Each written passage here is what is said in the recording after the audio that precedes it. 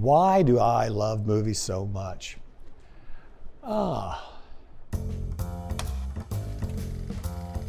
Movies do touch us more deeply, I feel, than any other art form. When a movie is really working, we have an out-of-the-body experience. When the lights go down and the curtain opens, we get to go into another world. It's very beautiful. It's become almost a lost art to see movies in a theater. When you see a film on a big screen, when you see an audience, especially an appreciative audience, it's a really unique and powerful experience. In an age where streaming has sort of invaded the movie space, the video store, the theater, those were things that made movie watching a communal experience. And I think that community experience is really important, and that's something like the Retro and the Carolina keeps that alive. My name is Jim Carl, and I am one of the founders of the Retro film series, which is one of the longest running genre film series in the entire United States.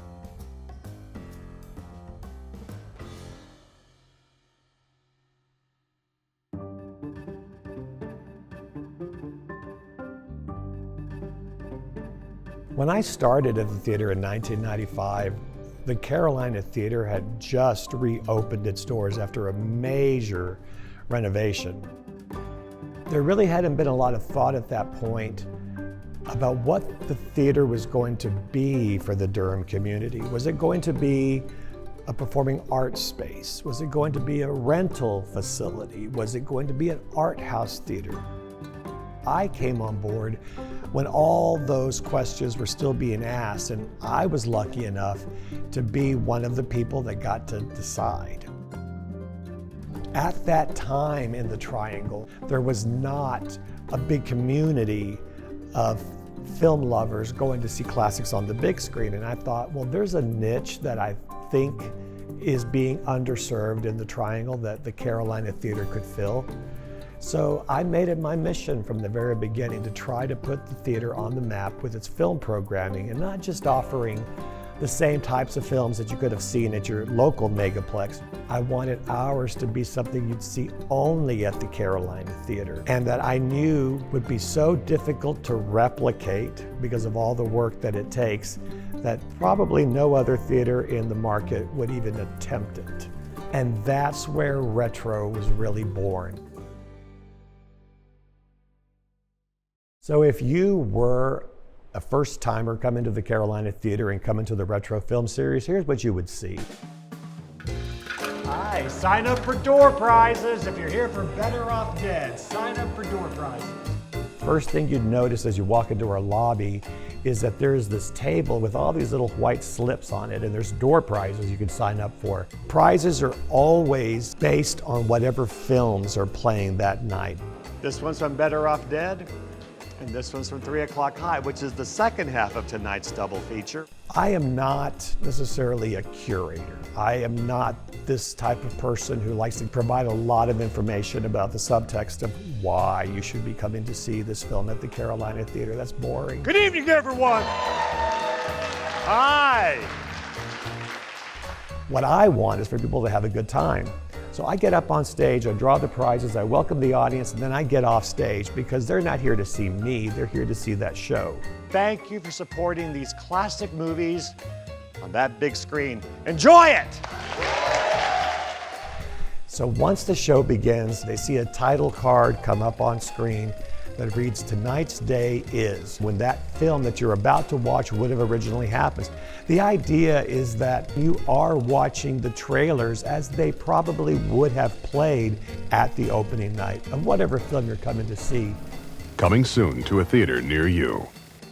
I can't remember who met who first, or who fell in love with who first. And that is the Retro experience. It's not just the nostalgia, it's not just classic films back on the big screen. It's the idea of transporting an audience from present time back to the original night of release. Nobody else replicates that opening night experience, that you are there kind of sensation that Retro does. And I think it's what brings the fans back again and again.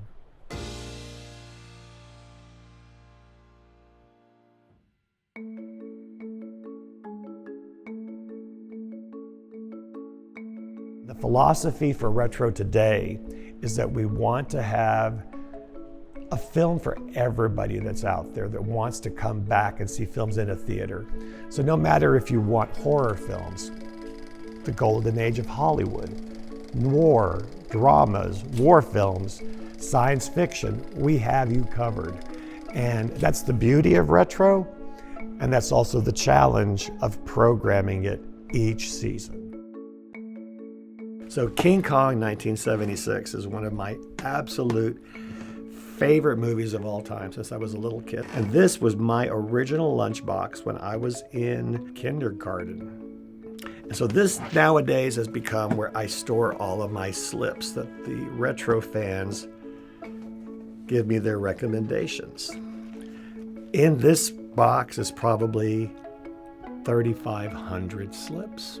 And this is just from the last 6 months. I read every single one of these things. So the process for selecting films, it's always about the audience. It's about what the audience tells me they want to see. At each Friday night retro, there are these little slips. The purpose of the slip is for people to write down what is the #1 film that they would want to see back on the big screen. What'd you put down for me? Saturday the 14th. Are you the one that's been asking for that all these No. years? Somebody has been asking Really? for Saturday. Yes. God, I love that movie. And I can get it. That's the thing about it. Pocket Full of Miracles? Ooh, that would be a good one for the classic series. That's what I was thinking. What'd you put down for me? I put French Connection. We just ran that Oh. last month for Mystery Realm. And what did you put down? I can't read it. Silence of the Lambs. It comes around. It comes around a lot. You'll be very happy. I can honestly say that I do things for the audience that they will never know this is what actually took place. For example, that very first season, one of the films that people kept asking for was a German film called Fitzcarraldo. Fitzcarraldo was from a very famous director named Werner Herzog. This church remains closed till this town has its opera house. Nobody in the United States had U.S. theatrical screening rights to the film. If you wanted to run Fitzcarraldo, you had to reach out to Werner Herzog himself. Well, one thing leads to another, and before you know it, I'm on the phone talking to Werner Herzog. And he's asking me, well, how are you planning to exhibit my film? And I said, well, their studio has this print. He's, oh, no, you cannot. That film, that print is not suitable for the American audiences. That print is no good. You must show my print. So now I'm thinking, okay, now I have to ship probably 60 to 70 pounds of 35 millimeter film across the Atlantic at my expense. These are the things that sometimes you do back yourself into a corner where you didn't expect to be shipping 70 pounds of film across the Atlantic, and now you are. Behind the scenes, putting together a retro is a lot of work.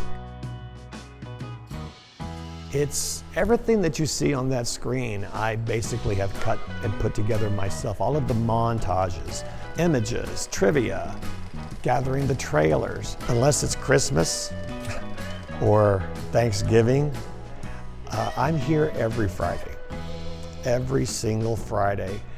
And I would say that the thing that keeps me doing it for 30 years is the audience. It really is.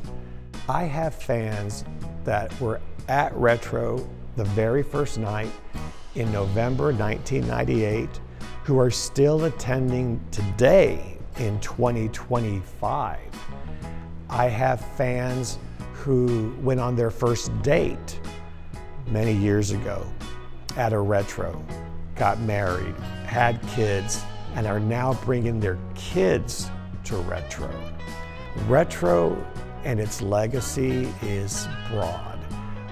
It's more than just watching classic films on the screen. After so many years, it has become a part of people's sense of where they belong.